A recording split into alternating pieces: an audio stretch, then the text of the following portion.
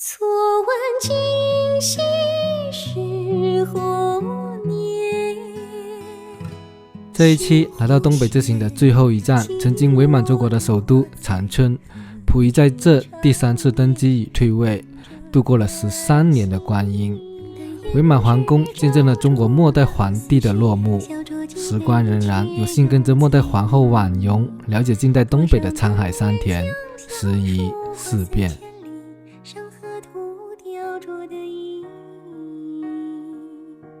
经过3个小时，终来到了北国春城长春。这里呢，也是伪满洲时期的首都。从哈尔滨一路走过来，是一望无垠的松辽平原。这里的地理位置非常的好啊，是东北地区的地理中心。那么我们上无人机吧。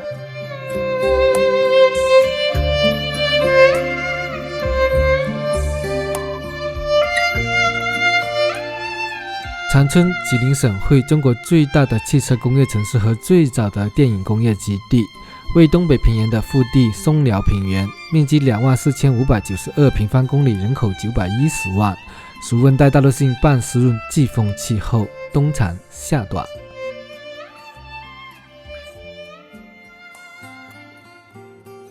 9·18事变之后呢，日本控制了东北，建立了一个傀儡政权伪满洲国，而长春呢，则是作为这个傀儡政权的首都。而我身后呢，则是伪满洲国的王宫。不知道大家有没有看过《末代皇帝》这部电影啊？其中有大部分的取景地呢，都是在这里的。这边可以预约买票的，价格呢是70全价票啊。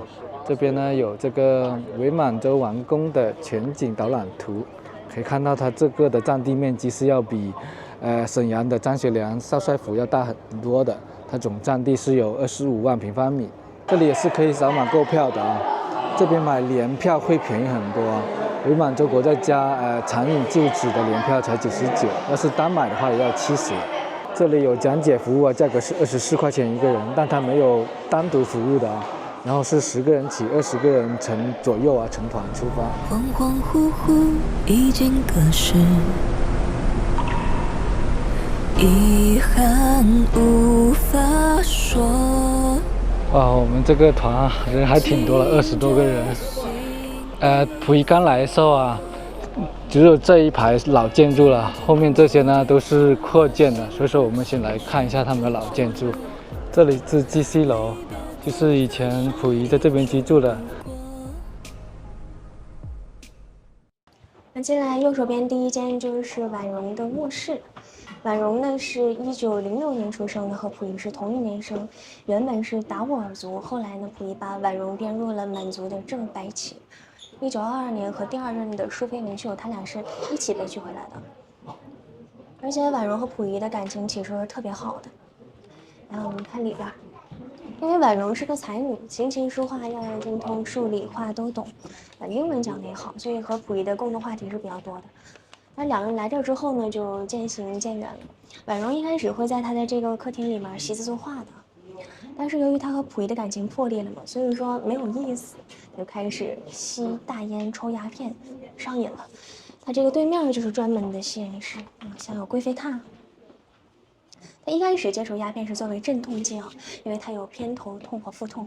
但是呢，后来每天能够吸食2两烟土，配8个烟泡，相当于一天能抽85根以上的烟。所以到了后期，整个人就骨瘦如柴，双眼怕光，还患上了精神分裂症。也是随着溥仪到了通化的，但是到通化，溥仪想逃到日本，觉得婉容太拖累他，最后把他扔在了通化。婉容是随着我们的东北民主联军到了延吉，在1946年的6月20号在延吉去世的，享年是40岁。鸡楼是属于内廷啊，就是溥仪的家人亲信才能进出的。但是呢，穿过这个红色的中和门之后，相当于北京故宫的乾清门，对面就是外廷了。外廷会有一些文武官大臣的办公室，大臣也可以进出。那前面这个建筑的话是1914年建成的，原本也是吉黑确认局的官署。溥仪到这之后呢，就成为了溥仪办公的勤民楼。勤民楼的名字是取自溥仪的祖训。敬天法祖，勤政爱民。然后呢，我游客可以看到这个门上有仨字儿：承光门是继承慈禧太后生前的旨意，而且关东军要求溥仪每次在完成一些重要的仪式活动之后，都要站到这个门前拍一张照片，还要刊登到当时的报纸上。所以其实老百姓没入宫也对这道门特别的熟悉，百姓叫它卖国门。我们现在来到的是整个齐民楼的正殿齐民殿，是溥仪举行一些重要仪式活动、接见重要来宾的地方。你像溥仪1932年到这的时候呢，他是满洲国的执政，就是管理这的元首。但是呢，日本人没有想给溥仪实行一个帝制国家。在32年9月15号，他和我们的国务总理大臣郑孝胥签了这个日满意证书，就把东北的主权全部让给日本了。所以说，日本人想着，既然你已经把你的主权给我，我就可以让你当皇帝，反正你也没有实权。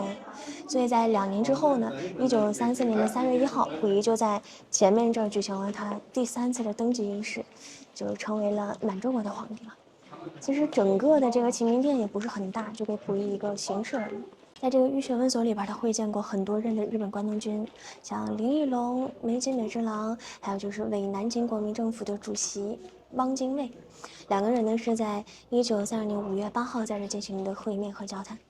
出来之后能看到一个长春比较少见的天井。这天井中间呢，这棵树是我们自己在1976年栽种的树，各位认识不？这是啥树？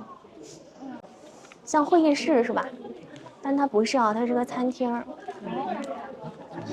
刚才说溥仪自己平时吃饭是没有固定地方的，在一些重要的仪式活动之后，得和大臣们用餐，对吧？就得有专门吃饭的地方。这个餐厅有个名儿，叫享宴场。溥仪坐红椅子，其余的官员照官职高低依次就坐，距离溥仪越近的话，他的官职越高。而且每次吃饭呢，都会配音乐。对，后面这个栏杆里的现场伴奏的宫廷乐队演奏室，乐器都是当年的原件。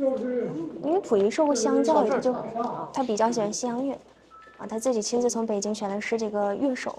但是后来日本人发现溥仪很重视这乐队嘛，全部改组换成了日本乐手。然后在中国呢，招募儿童进行培训，挺旧的，但是他们2个是国家2级文物。冰箱对。冰箱不用插电的，物理原理的，上面放冰块，下面放食物，冷气不是往下沉吗？就保鲜了。因为东北冬天特别冷，还在我们的和珅4岛里挖一个大地窖，大量的村民上面铺纤细隔热，每年夏天也够用了，冰化了就换新的。由美国密歇根州底特律市的派克公司生产，和高米派克充源弹部一个厂商，这个厂商当时比林肯、凯迪拉克还要厉害。内部的构件包括外观的设计都是超一流的，但是它经营不善，在20世纪中期就所有的公司都倒闭了。所以我们面前的这一辆是当时保存比较完好的绝版车，它呢是180型8缸又多的车。我有很多辆车的，这辆是保存比较好。1992年我们收藏，2002年开始对外展出，现在也能正常驾驶，但是马力没有当时足。日本人给溥仪修建的，在1934年建成。花叶楼的名字是取自《礼记》中的“柔远仁则四方归之，怀诸侯则天下未之”这句话，就是说是给溥仪供奉祭祀祖先用的。上楼，2楼，它牌位啥的都放2楼。以溥仪的兰花玉文章为主题，还记不记得它？一进来咱就讲过，以它为主题打造的蓝灰幻影器物展，里面的产品呢上百件，大多数都是原件。我把主要的各位讲一下。是我院的镇馆之宝之一，七宝烧菊花大瓶。中间以掐丝工艺有几朵盛开的菊花，代表的是日本；上下的兰花，这个小的代表的是满洲国。那通体这暗红色的部分能看到有暗纹哈，这能看出来。手机手电筒照一下更加清楚。山水房舍船锚是从海面上看日本神户市的全景图。1935年溥仪出司防日，神户市的市长盛田银次郎送给溥仪的中国人的工艺，日本人学过去了，做了这件工艺品，在溥仪35年防日的时候送给溥仪。这个字儿就代表同心同德的意思，但它是个数字，同心同德代表数字几。一德一心，所以这个一字已经被废掉不用了，是个异体字啊，现在已经基本看不到它了。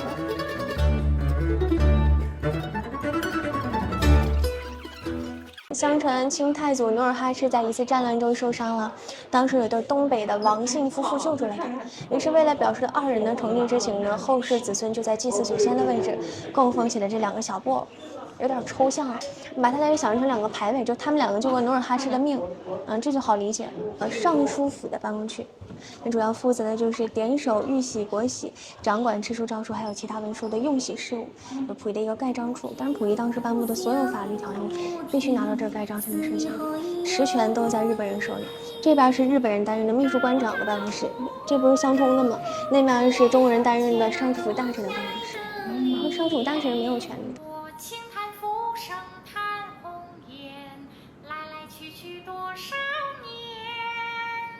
1906年的2月7号出生的北京什刹海后海北岸的纯亲王府，其实他3岁之前一直过着比较无忧无虑的生活的。但是呢，在1908年的11月份，慈禧和光绪相继的病危了，而且光绪他也没有孩子，所以慈禧太后以承继同治肩挑光绪为名。那当时只有3岁的溥仪就在北京紫禁城的太和殿里登基了，有了他的第一个年号宣统。记住了啊！我们看它龙椅后方这个圆形的龙盘，它咋了？它怎么了？裂开了哈！按说在溥仪之后呢，清朝268年的统治就土崩瓦解结束的意思，是我们的一种隐喻。确实啊，在3年之后，1911年由孙中山领导的辛亥革命爆发了，在革命的枪炮声下，溥仪第一次的被迫退位了。但是当时国民政府给予了清皇室优待退位条件，包括保留他的清帝尊号、宗庙陵寝永久祭祀，而且每年给他拨发100万两左右的白银给他用，那相当于现在人民币上亿元。就说溥仪退位之后过得也挺富足的。6岁，他开始接受正统的儒家和帝王思想教育，所以自此之后呢，他一生都在寻求复辟清朝的途径。你看他第2次登基。1916年袁世凯称帝失败之后，黎元洪和段祺瑞开始了对大总统职位的争夺。那就在这个时候，前清两江总督张勋借机调节离段之争的机会，拥立只有11岁的溥仪第2次称帝。但是呢，这次丁巳复辟的丑剧也受到了人民群众的强烈反对。段祺瑞就趁机带着他的讨逆军打败了张勋的5000电子军，溥仪就只能第2次退位了。这一次他只当了12天的皇帝，不到半个月。1924年，原直系军阀冯玉祥发动了北京政变，他废除了溥仪的清帝尊号，将他移出宫禁，同时呢，派手下陆中林进攻皇城，限溥仪3小时之内要离开紫禁城。其实就是吓唬他，他说你要是不离开，我就炮轰紫禁城。溥仪就赶快带着一些珍宝和眷属回到了他出生的纯亲王府。那门外这些军警说是在保护他，其实呢就是在监视他。所以溥仪就在旧臣罗振玉等人的帮助之下，来到了位于北京东郊民巷的日本公使馆生活一段时间。最后是在1925年的2月24号，他就离开了北京，来到了天津，开启了长达7年的天津生活。来到天津之后，他首先居住到了前清两湖统治张彪的住所张园。平时的话，他就骑马打球，把自己的弟弟妹妹都接到天津来。他一共是有7个妹妹2个弟弟，而且那个时候能看出来他和皇后的感情还是比较好的。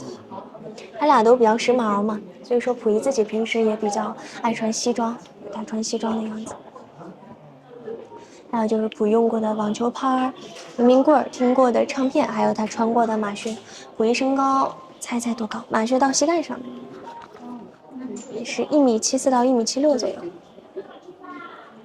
但其实溥仪一直也没有忘记自己想要复辟大清的想法，就开始笼络清朝的遗老旧臣们。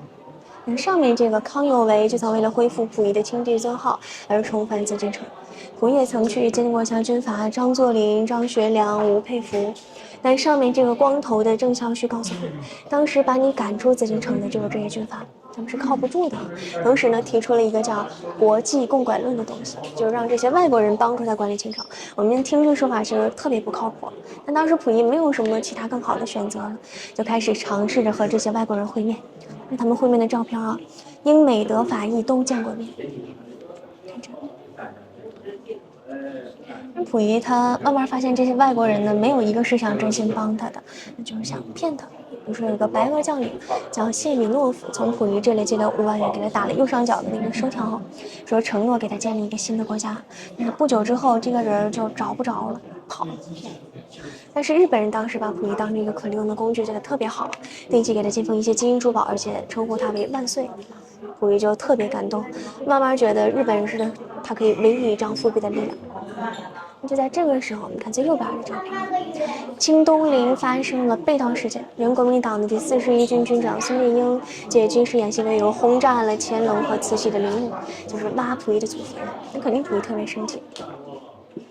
他说蒋介石你一定要严惩孙英，但没想到最后呢还升了他的官儿。溥仪就画了右侧的这个斩杀孙英的漫画，也知道没有属于自己的力量是没法成事儿的，就派他的弟弟溥杰还有婉容的弟弟润琪开始到日本去专门的学习军事。看对面，1929年溥仪从张园搬到了靖远。到了1931年7月中旬，当时呢，在日本留学的溥仪和婉容的弟弟被告知，马上呢，日本要向中国东北采取军事行动，指的就是9·18事件。所以说，日本人告诉溥仪，你的复辟有希望了。溥仪呢，就派手下刘湘业访问了满铁总裁内田康哉，还有黑龙会的首领透山满等人。但也是在这个时期啊，他的第二任妻子文秀和溥仪提出了离婚，也是历史上的第一个皇帝的离婚。溥仪觉得自己特别丢面子，所以说两个人在10月份离婚的同时呢，他就补发了一道谕旨，贬淑妃为平民，来挽回一下自己可怜的面子。那个时候9·18事变已经都爆发了，所以说为了建立满洲国，就要把溥仪带到东北来。溥仪一开始特别犹豫，不想来，所以说日本人就派出了这个样。日本的陆军大佐土肥原贤二策划了天津事件，收买了当地的地痞流氓，制造动乱，给溥仪打恐吓电话，写恐吓信，就有炸弹收购栏。溥仪觉得自己生命受到危险，很恐慌，就乘坐日本的淡路丸号偷渡海河，就来到了东北。1931年10月13号，在关东会议上呢，溥仪来到了位于辽宁鞍山附近的汤岗子温泉自助沟旅馆。1932年3月9号，溥仪身着西式大礼服在机场到衙门前举行了执政军人仪式，就成为了满洲国的执政，有了他的第二个年号大同，大同小异的大同。32年的9月15号签的这个日满议政书还记得不？齐明楼那桌子，对，国务总理陈孝胥和关东军武田信他们两个签。把这个签完2年之后，就对溥仪实行帝制了嘛。我们说他这套流程就是溥仪坚持想穿龙袍，但日本人不允许，所以说最后双方都退了。溥仪是先穿龙袍，坐红色的那辆林肯到临时搭建的天坛献完古礼，回到了齐明楼，换上了日本人给他设计的正装，举行了登基仪式，就成为了满洲国的皇帝，有了第3个最后一个年号康德。再看溥仪的正装长啥样啊？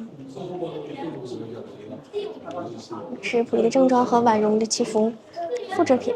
溥仪的肩章肩上扛的那个东西是原件，右上角有2个他们穿着的照片。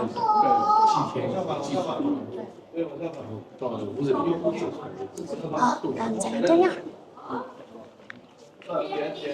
对面是一个珍品的国家1级文物，北极熊皮，长292厘米，宽194厘米。当时伪满洲省各省的省长送给溥仪的生日礼物。溥仪呢，只有在会见重要的人物的时候，才会把它踩在脚底下，代表自己的皇权。眼睛、舌头、牙是换掉的，整体是原件。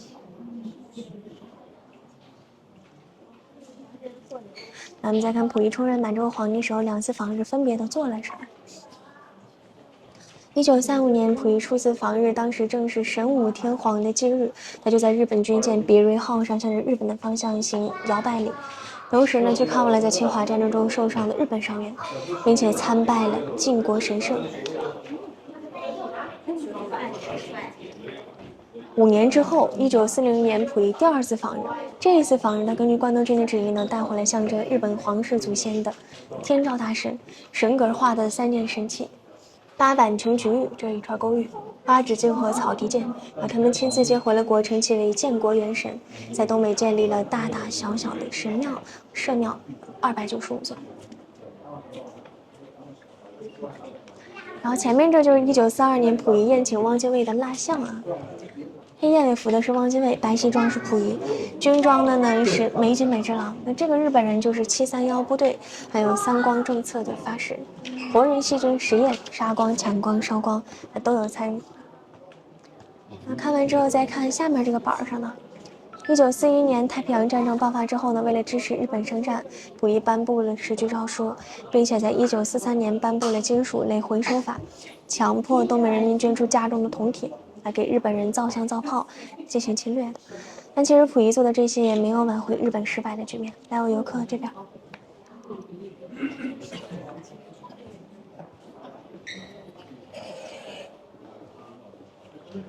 1945年的8月15号，日本天皇投降。8月17号呢，溥仪颁布了第3次的退位诏书。19号，他想逃到日本，但是在沈阳机场呢，被苏联红军俘获，抓到了苏联。在苏联的赤塔和伯略2个收容所，一共生活了5年的时间。一起被押解到苏联的还有他的弟弟、岳父、侄子、妹夫都可以照顾他，因为一开始是3、4个人一间房。溥仪每天就读他随身携带的《未来预知术》，预测未来。而且溥仪他们没孩子嘛，就立他最听话的这个侄子，预演成为了皇子。到了1946年的东京审判，溥仪出席了8天的时间，一直在说日本人的罪行，但是不敢承认自己的罪过。那这边的这些物证都矢口否认，因为他如果承认他的罪过了的话，相当于把自己的罪行加重了。1949年的10月3号，中苏建交。1950年的7月末呢，苏联就把伪满战犯和在中国犯有战争罪的日本战犯一同押解到了中国辽宁抚顺战犯管理所。看这边，溥仪在这管理所待了快10年，整个人的改变还是比较大的。在抗美援朝我们胜利之后呢，溥仪的心就慢慢安定了。为了表示接受改造，就交出了这个乾隆皇帝的田黄石3连环玉玺，是1比1复刻的真品，在故宫。它之所以说它珍贵，是因为它是在一块石头上雕出来的，雕出来就是连着的。溥仪把它缝在了自己的内衣兜里边，现拆出来的。还有就是一个装满468件珍宝的皮包，他也都给所长了。但他没有想到，这个金元所长说，我们不需要这些宝贝，只要改造好的人。说你改造好之后，我都还给你啊，用这些宝贝。平时的话，给他们发放物资、检查身体、配眼镜。建国初期的话，其实我们国家也并不富裕，但是呢，这些战犯的伙食标准还是比较高的。溥仪和一些人还能吃小灶。而且为了让溥仪能够独立生活呢，给他自己拉了个单间住。这个蜡像就是按照下面照片还原的。可能一开始他穿衣服都比别人慢很多呢，后期也能缝东西来给别人把脉看病，所以他的改造还是比较全方位的。平时能看电影、读书、下棋、做操、打乒乓球。春节的时候还会有联欢晚会。1956年呢，还曾先后2次组织他们到东北的社会人民参观东北的变化。溥仪也去到了东北历史馆，还有位于我们辽宁抚顺的平顶山惨案的遗址。看到这些，心里多多少少是有一些触动。所以到了1956年7月1号，在沈阳开庭的特别军事法庭上，这一次溥仪不仅揭露了像古海中之、五不六藏这些日本一丙级战犯的罪行，他自己还准备啥了呢？准备了上万字的认罪书来承认错误。也是在这个时候，他就把他那个珠宝存条上交了，说这些东西原本都是国家的，我的后半生要自食其力，也开始写我的前半生这本自传。1959年12月4号，辽宁抚顺战犯管理所的特赦大会上，溥仪他也没有想到他是名单上的第1位，双手接过了属于他的特赦通知书。那当时他是54岁。之后呢，就摘掉了代表他981号的名签儿，在12月8号的时候就乘坐列车回到了故乡北京了。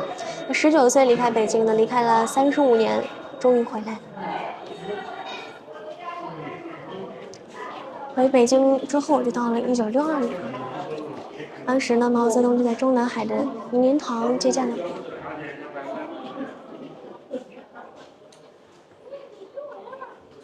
仪。再看这儿。也是在1962年，溥仪娶了他的第5任妻子，北京官乡医院的护士李淑贤，比溥仪小了19岁，国家安排照顾溥仪身体的。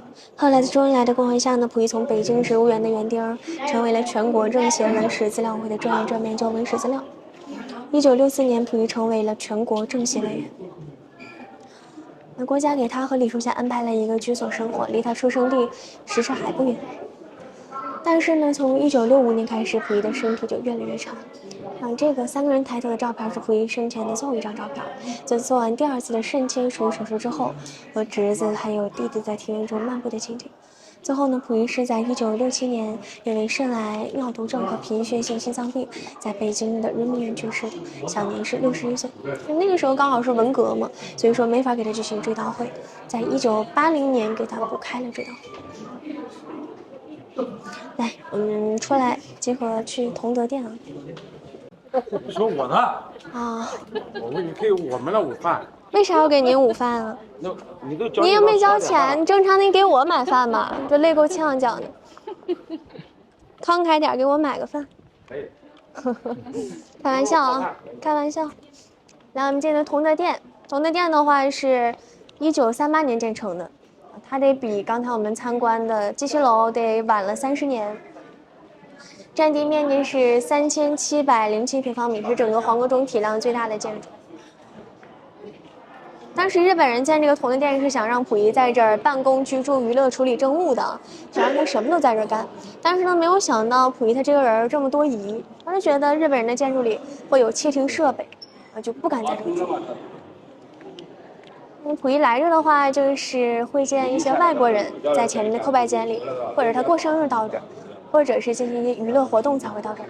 我们现在走过的这个大大的区域叫广间，在日语里是大厅的意思。西方一般会在这儿举行宫廷舞会，但溥仪呢，一般在这儿接受参拜、朝贺，或者是举行宴会。这儿的取景，比如说我们比较熟悉的《末代皇帝》，尊龙、陈冲演的电影在这儿取过景。上来之后看到前面这个房间啊，是溥仪的叩拜间。这是溥仪同一些外国使节会面的场所，也会进行一些递交国书的活动。但其实满洲国的政权呢，没有受到国际的广泛认可，一共就24个国家承认，所以说就没有派上实际上的用场。这里后来成为了溥仪在万寿节，就是他生日的时候，接受眷属们3拜9叩的场所。但溥仪他的椅子后方有一对字儿，看着没？也是中国的篆书，但是呢是日本天皇写给溥仪。那从左往右读，它不是对联儿，只能叫一对字儿。左边写的是“秉浩化之宏器”，右边写的是“承天地之大功”，是天皇想要告诉溥仪，你现在是满洲国的皇帝，要行天地间的大事，给溥仪洗脑。来，我有课上楼了。那这个大理石的扶手、汉白玉的楼梯，这些都是当年留下来的，有原件会说的。2楼的话，正常是给溥仪和皇后婉容居住的生活区，但他俩咱都知道，他俩都在咱逛的第一个鸡西楼里住嘛，所以说，同德殿的2楼住的是另外一个人啊。你想想，咱们溥仪5个妻子没说谁了，没讲到的是第几任？第1任婉容，第2任是文秀，第3任是谭玉玲讲了哈，第5任李淑贤也讲了，就差第4任。溥仪当时就把第4任的李玉琴安排在了同德殿住，整个同德殿就住他一个人。溥仪非正式会见一些日伪官吏的场所，但是呢，因为溥仪很少来到这儿嘛，所以说后来就改成了他的藏经室，放一些藏传佛教的经书在里边。这就是溥仪没住过的卧室。那当时他不来这儿住，就是因为建成的时候是在12月份冬天，东北冬天特别干燥，他碰这种金属把手就被静电晃着手了，以为是窃听设备漏电了，就不敢在这儿住。再往前这边的话，原本是皇后的生活区。那1943年李玉琴入宫之后呢，溥仪就把15岁的李玉琴安排在了皇后的卧室来居住。李玉琴的话是贵人，封号呢是福气的福。入宫年龄15岁，所以年龄很小，溥仪会送的一些小礼物，像这个沙发上的洋娃娃就是其中一个，复制件。当时呢，李玉琴在宫中要守溥仪给他制定的一个规则。限制自由的21条，包括不能愁眉苦脸，不能回娘家。那最重要的一点呢，就是不允许李玉琴的眷属在满洲国内有任何的职位。像当时李玉琴和溥仪要在这客厅交谈，两个人只能手蘸水在右边这个桌子上写字，或者是偷偷传纸条。因为虽然没有窃听器，但会有日本人在周围站岗，他们懂点中文，所以说两个人是不敢随便说话的。但是幸运的就是李玉琴她这个人呢，是1957年的时候和溥仪离婚了，58年改嫁给了长春广播电视台的工程师，叫黄玉庚。1962年两个人生下一个男孩，取了个名叫焕新，焕然一新的焕新啊，就是一个人生就焕新了嘛。最后呢，李玉琴是在2001年才去世的，享年是73岁。他当过长春政协委员，我之前游客也有小的时候见过它，长得挺有气质的。来，这边下楼了啊，楼梯有点陡，慢点。1楼看一下都有啥。这是一个兽头滴水池。正常这有一个兽头的，战乱被破坏了，咱没有照片，所以没法复原。但是呢，知道它的原理，就这个兽头滴下来的水会经过地下管道，流到这边东御花园内的葫芦形养鱼池，形成循环的水系统。就现在喷水这个池子，啊，那个时候是循环的。有这个台球间看一下。这台案是原件啊，你观察一下和我们现在常见的台球台案有啥不一样的地方？它只有4个球。还有呢？没有洞吗？没有木球。对，没有洞和袋儿，所以是积分制的玩法。双方的母球是白球击打对方的红球撞击台面，双一次算1分。当时溥仪也不用上早朝嘛，所以说就经常带着伴读和学生来到这儿。这种玩法呢，现在也是比较流行在日本、韩国的。这两架钢琴也是当年留到现在的。溥仪他毕竟是个皇帝嘛，所以说什么都学。在紫禁城的时候，10几岁就开始学乐理了。他也能弹琴，也能谱曲。这边板子上的就是溥仪自作曲的一个手稿，感兴趣可以拍下来扫码听听啊。那这个词儿呢，是他借由明朝的第11位皇帝朱厚熜的词，词名叫《送毛伯温》。毛伯温是朱厚熜的一名大将，那这个词可以表达当时溥仪想要复国清朝的心情。大江南征胆气豪，遥横秋水雁翎刀，风吹驼骨山河动，点山旌旗日月高。非常的感谢。是。那怎么称呼你呢？我姓王。你最后要不要跟观众做个解说语？好。对。那大家好，我是伪满皇宫博物院的讲解员。很开心能为大家讲解今天我们皇宫的这个整个的状况。那希望大家以后有时间也能来到我们皇宫，感受一下长春独特的魅力。谢谢。说起长春，大家想到的就是一汽跟长影。那么现在我就来到了长影旧址博物馆，也就是长春电影制片厂的旧址啊。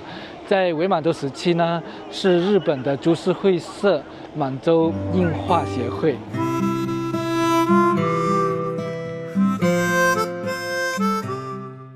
长春电影制片厂是在1937年伪满时期日本株式会社满洲映画协会基础上建立的，占地面积16万平方米，也是新中国第一家电影制片厂。制作了《白毛女》、董存瑞、刘三姐、开国大典等等一系列的电影。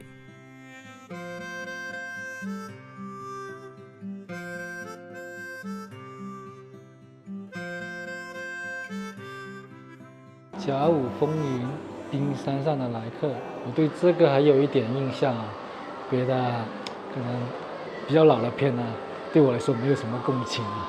这个是环境声啊，试一下这个。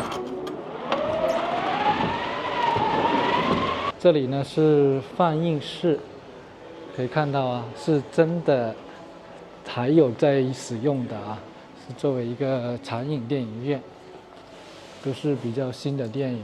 还真的想在这边看一场电影再走。这是译片展厅，这是在讲解，这里我就没有请讲解了，随便自己看一下吧。可以看到很多外国的影片呢，都是来这边翻译跟配音的。虽然我当时看这些影片的时候，就总觉得那些配音怪怪的啊，现在也是觉得怪怪的啊。往里面走就是看舞台剧的，价格呢是60块钱。今天是董存瑞啊，是1955年的一个舞台剧，非常的有趣。可以看到以前的制片厂看起来就跟一个化工厂似的啊。往那边看，这边还有一个配光室，大家看一下这个配光室，哇，其实就是现代的调色了。特别是有时候我剪视频也会调色啊，然后看到以前啊，在没有技术、没有科技的情况下，是用这种原始的东西来调色，非常的佩服。这个房间就是剪片的地方呢。是真的是用物理来剪片的啊，不是像我们现在的概念用电脑来剪辑的。哇，想象一下，我现在用一个电脑啊，就完成了这一整栋楼所需要的手续工序。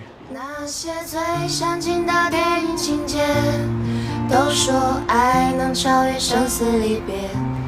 曾经我们都很坚决，爱了就不改变。先来到当地的一家茶阿冲餐厅，哇，这边的美食真的非常的好啊！非常的感谢今天早上呢，在伪满洲完工的美女解说员推荐的。